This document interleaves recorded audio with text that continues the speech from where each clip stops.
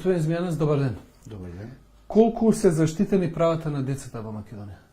Јас можам генерално да го кажам дека Република Македонија многу лесно и многу брзо ратификува конвенции и закони, но има генерален проблем во нивно спроведување, особено во функционалност во најдобар интерес на заштита на правата на децата.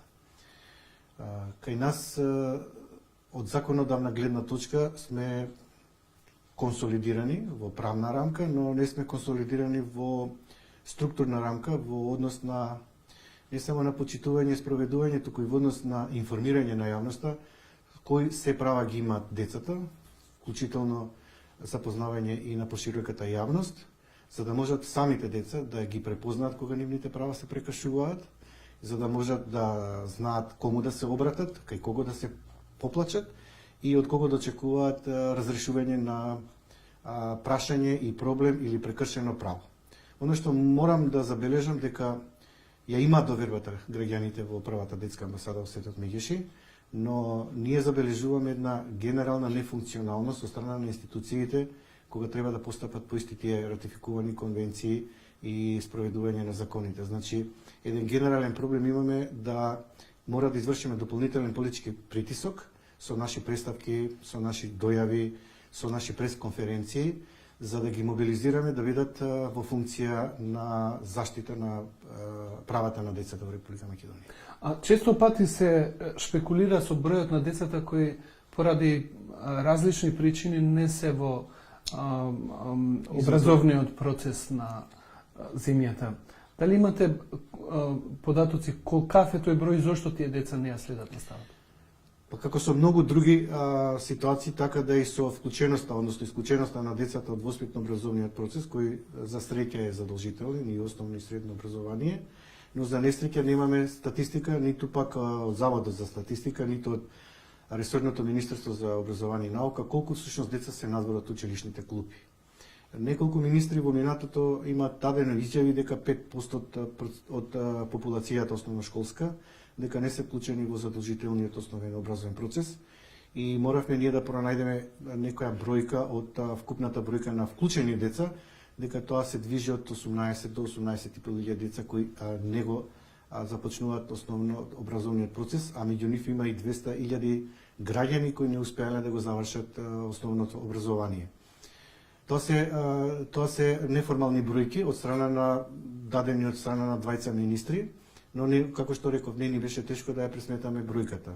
Меѓу тие 18.500 деца имаме 2.000 деца кои се катадневно по крстосниците, питачат и нивниот труд се злоупотребува. Има исто така неформална бројка дека од 2 до 3.000 деца се без извод од матична книга на родените, односно деца фантоми на кои не можеш да им го најдеш трагот. Едноставно можат да исчезнат од мапата на Република Македонија, да бидат киднапирани, грабнати, силувани, продадени нивните тела и органи, а при тоа да нема никаков трак од нивното исчезнување од Република Македонија. Значи, ова ми е поентата дека ако имаме... Зошто тие деца не следат настава?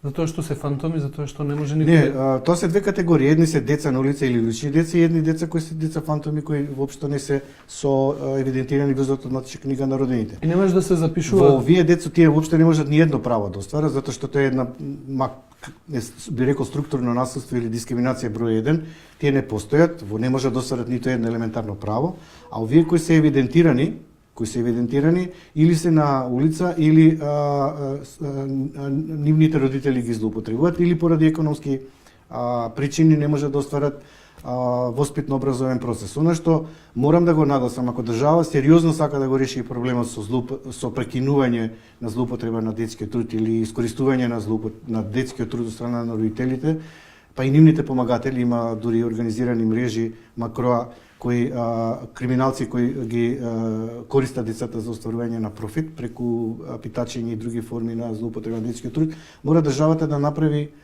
би рекол реформи во воспитно образовниот процес во градинката. Имено за оваа ранлива категорија на деца, родители кои немаат никаква елементарна екзистенција, тие децата многу често ги гледат како извор на приходи од 500 до 1000 денари дневно за да можат да екзистираат. Значи, без еден од тие родители нивна доедукација и вработување во некаква во некаква институција за да може да остварува приход, не можеме да очекуваме дека кругот на неписменост, злоупотреба на детскиот труд и необразованост ќе го решиме. Значи мора да се почне со бенефициски пакети на деца уште од третата година да може да се вклучат во Дали воспитно воопшто образовниот нешто процес. е направено од ова што Еве даваме конкретни мерки да се вклучат децата во раниот детски развој уште од третата година во градинка за да стекнат основни животни вештини, за децата да стекнат хигиенски навики, да има таму топол оброк, да може да ги воспитуваат и да ги образуваат. И сметаме дека едно дете вклучено порано во градинка ќе исклучиме порано на време од улица и дека на тој начин првиот чекор кон задолжително основно образование ќе го направиме уште од првите 5 нели се најважни на свет, уште детето кога е мал. Но тука имаме и други моменти. Имаме го долга листа на чекање. Значи приоритет имаат родителите кои се вработени, а претежно овие деца кои питачат и кои се злоупотреба нивниот труд се сиромашни, не може да платат, не се образовани нивните родители, не ги знаат придобивките од образованието и државата ги маргинализира до крај. И тогаш имаме дополнително негрижа врз оваа категорија на деца, затоа што тие немаат животни навики, немаат облека, обувки, не може да се интегрираат на време во градинка, дури има отпор и од другите родители такви деца да се инклузираат во градинка.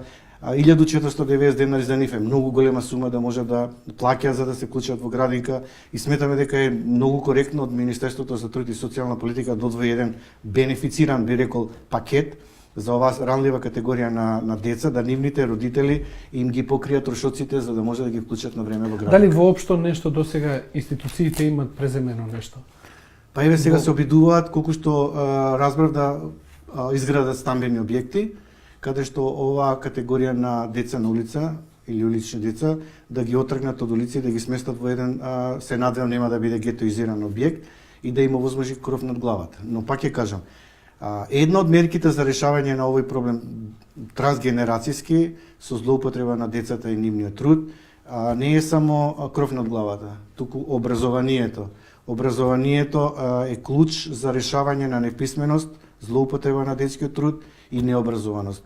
Ако на време се вклучат децата во образование, има големи шанси тие да бидат рол модел на следни генерации како може во едно општество, едно ранливо семејство или деца кои едноставно живеат од собирање на секундарни суровини и продажба на разни производи, од питачење, да ги интегрираш во образованието, да станат академски граѓани и да се даде еден многу добар пример дека со образование, со вложување на државата во оваа ранлива категорија на деца има можност да се излезе од овој волшебен круг на неписменост, сиромаштија и злоупотреба на труд. Често пати зборуваме за семејното насилство, но ретко сум слушал дека и медиумите и организациите ова појава ја стават во контекст на тоа дека најголеми жртви на тој вид насилство се децата, без разлика дали се директно објект на семејно насилство или се како